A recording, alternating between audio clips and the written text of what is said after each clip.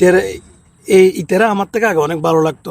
Personally ভাবে আমি ওখানে পছন্দ করতাম যখন এই শেখ হাসিনা যখন সরকার প্রধান ছিল আর কি, আওয়ামী লীগের। হ্যাঁ, তখন এতে কিন্তু রাস্তায় দাঁড়ায় কথাটা তো বলছে আর কি। হ্যাঁ, তখন তো মানুষ কথা বলার জন্য মুখ খুলে তখন সাহসে পায়নি। হ্যাঁ, গুম হত্যা করা হয়েছে, কিন্তু তখন ইতার আমার থেকে ভালো লাগতো, কারণ তখন আমি ইতার ফলো করতাম। তখন আমার মনে হইতো যে one of the best boy রাজনীতির জন্য, মানে ভালো লাগতো, ইতার অ্যাটিটিউডগুলো ভালো লাগতো।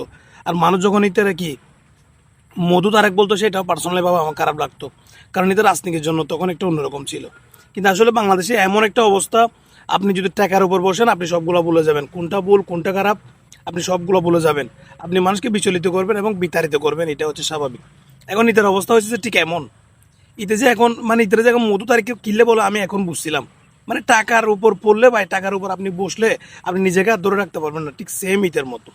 ইতে এখন জামাত কিছু করে ডাকসু নির্বাচন থেকে নিয়ে জাতীয় নির্বাচন পর্যন্ত, জামাত যখন একটা সংবাদ সম্মেলন করে, একটা যখন আপনার গোল টেবিল বৈঠক করে, তখন ইতার পেট কামড়ায়। মানে আমি বুঝলাম না এদের সমস্যাটা কি, জামাতের সাথে এই সমস্যা কি, টাকার জন্য টাকা খাইতে পারবে না তাই।